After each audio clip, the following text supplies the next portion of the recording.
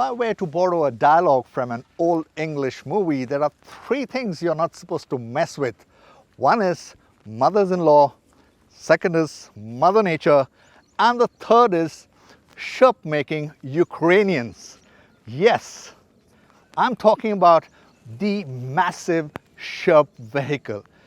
I have driven all kinds of off-roaders in my lifetime, and that's been more than 30 odd years as a professional journalist. But never have I seen or driven a vehicle like the Sherp, an outstanding off-roader that promises to go on land and water. So let's check it out. And as we go along, we're also going to talk to the people who are driving this. Two fantastic young guys from Ukraine, Alexei and Sergey. Stay tuned, this is the Motown India show. My name is Roy P. Tharian. And if you really like this video, do not forget to give us the thumbs up. And if you're not subscribed to the Motown India channel, do so now. In the meantime, drive safe and enjoy the massive Sherp.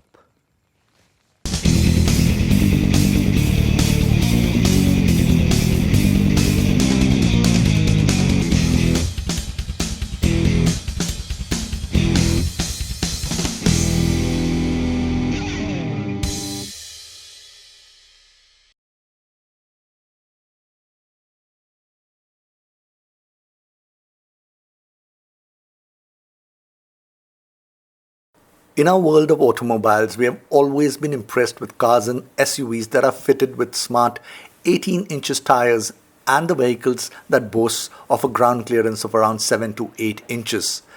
But then when a vehicle fitted with 71 inches tires and a ground clearance of around 24 inches drives in, you bow your head in absolute reverence. Yes, I'm talking about the Sherp from Ukraine. When we landed up in Manesar in the state of Haryana to experience the Sherp N 1200 model that had been specially brought in from Ukraine by the duo of Jaskirat Singh and Vivek Gujral, we were met with a shock. The tires of the two Sherp models were completely deflated. We wondered how long it would take to fill them up and if they were punctured. But when 38 years old Alexei and 24 years old Sergey met us to demonstrate the capabilities of Sherp, our fears were laid to rest when they mentioned that the tires are filled with the exhaust gas and all it takes are a few seconds. They got into the vehicle, started the engine and switched on a button, and within moments the tires were fully inflated. Interestingly, while car tires require around 30 odd psi of air pressure, guess what the air pressure in these massive tires are? It's just 3. Yes, 1, 2, 3. 3 psi. Alexei also mentioned that even if these tubeless tires are punctured and have nails stuck in them, they can still be inflated and the vehicle can ply normally. Let's hear more about the vehicle from both Alexei and Vivek, who spoke to Motown India.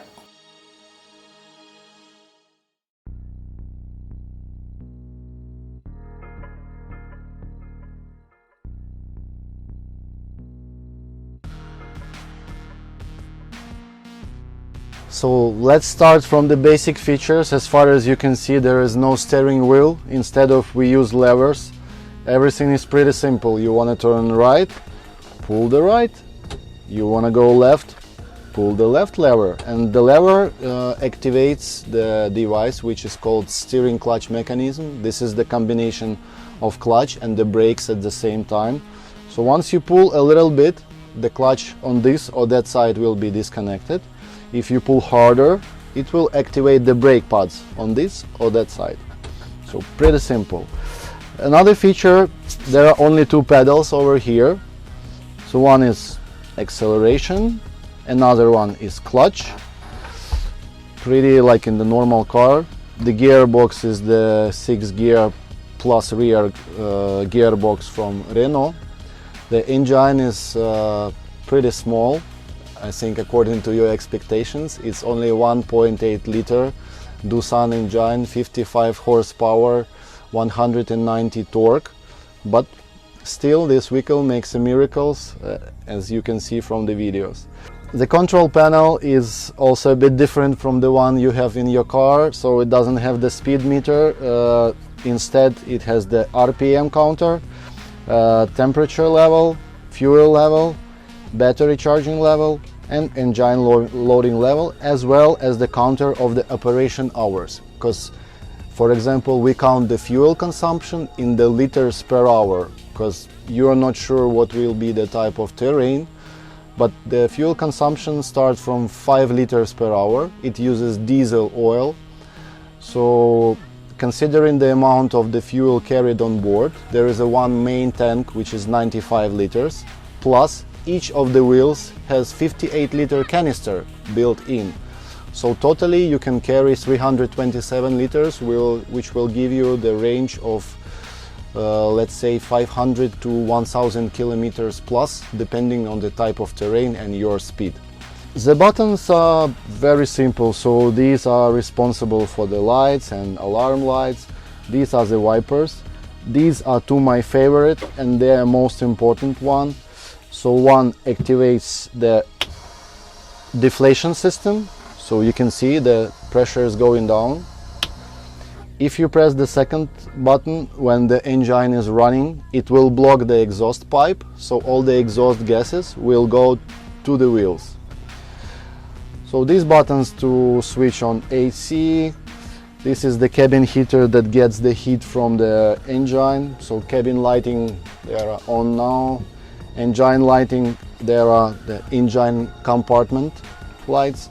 On the water, these are the blinkers that are installed on the roof, so the vehicle becomes more visible as far as it becomes the boat. So these are the fog lights, fuel heating if you start from the cold weather conditions, water pump, you switch it on and then it will switch off on automatically if some water will get inside of the vehicle body. As far as you can see, we have the two batteries, main and reserve.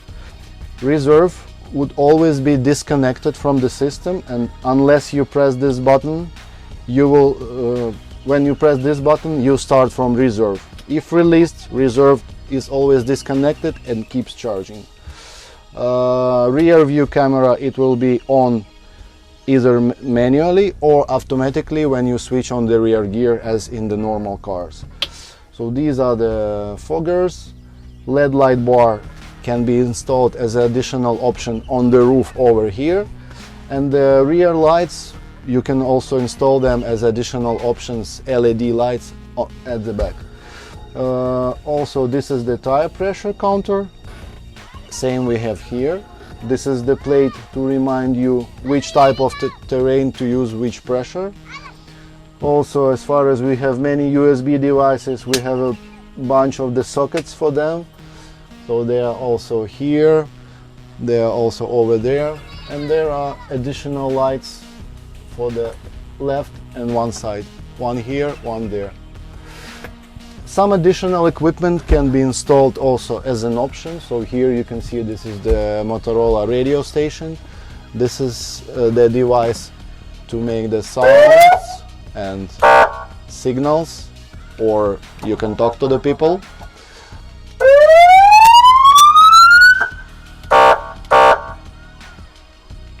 And you can say something very important. Of course, safety first, so there is an emergency exit for any kind of emergency situation. And these are compartments to store some of your belongings. They're pretty big, so you can put a lot of stuff here and over there. And as every normal car, it has the handbrake.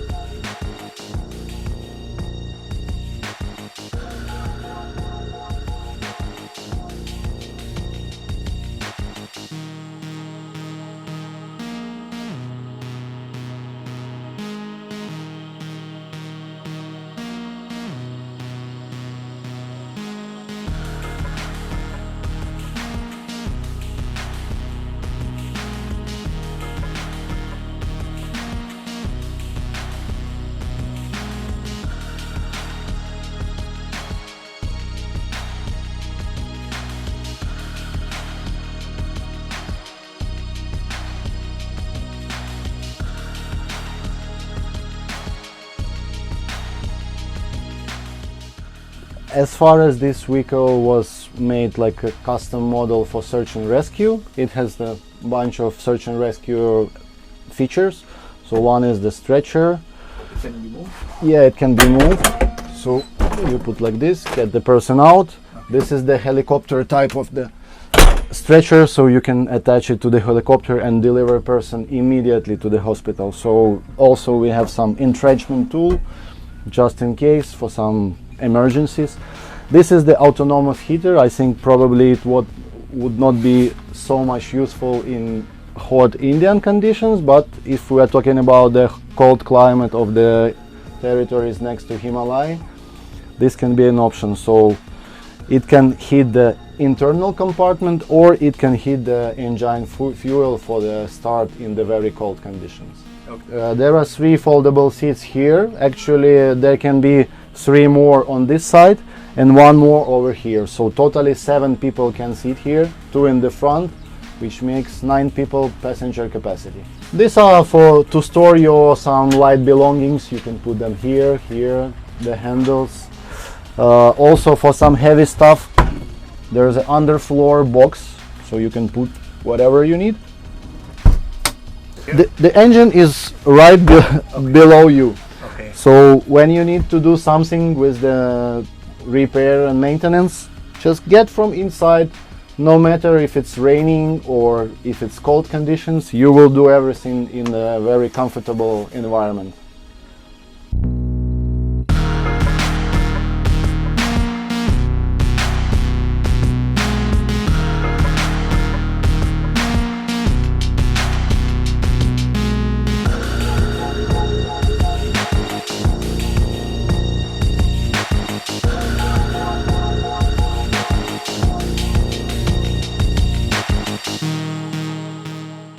Yeah, this is our first trip in India and we're here already for 1 month and should leave in several days. The purpose is to demonstrate the abilities of this wonderful vehicle, because you can read a lot, you can watch 100 videos, but unless you sit down and try, the picture will not be complete.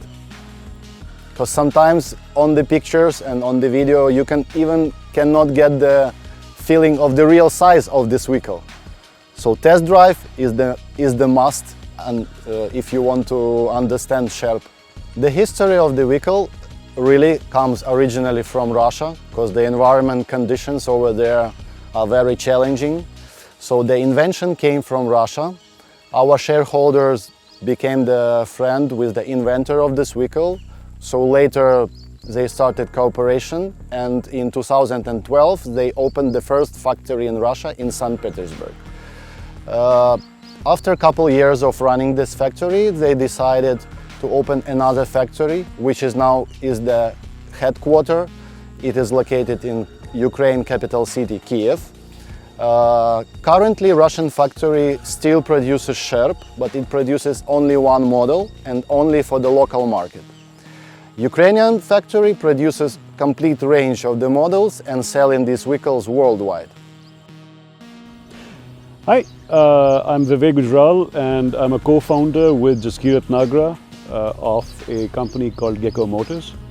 We are focused on providing new options for off-road mobility, both for the government, military sectors, as well as clearly the civilian sector. We're actually very encouraged by the response to the Sherp. We are from the off-roading community and essentially hang out with a bunch of people who really know how to drive off-road. To begin with, since they are the professional off-road mobility chaps in the country, they have been extremely happy.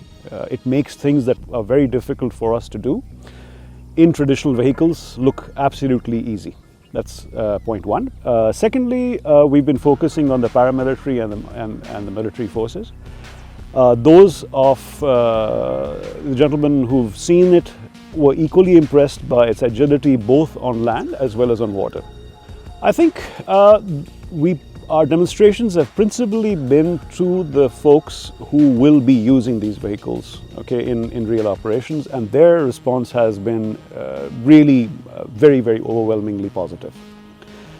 We were able to do things and take these individuals to places where they had never been able to go via motorized transport before, right? Whether it was swamps, whether it was jungles, whether it was dense forests. We've covered pretty much all of the terrains that you see in the subcontinent in our trials. See, we are still in, okay, the interesting thing about this vehicle is that it's not classifiable at this time. Okay, it's neither a road vehicle, neither is it very obviously, for instance, a piece of construction equipment. Okay, so we will be working with the Indian Customs and the government to decide what the classification would be. That's point one. That clearly will determine duty if it was to be brought in fully assembled. However, we also believe that as a market, India is large enough that it absolutely makes sense to bring this vehicle as a partially assembled or in parts, such that it gets assembled here and key parts of its makeup, including its engine and its gearbox, are provided by Indian manufacturers. But I think if you were to look at a civilian version of this with important parts generated in India, I would say that we could start at around the 50 to 70 lakh mark initially.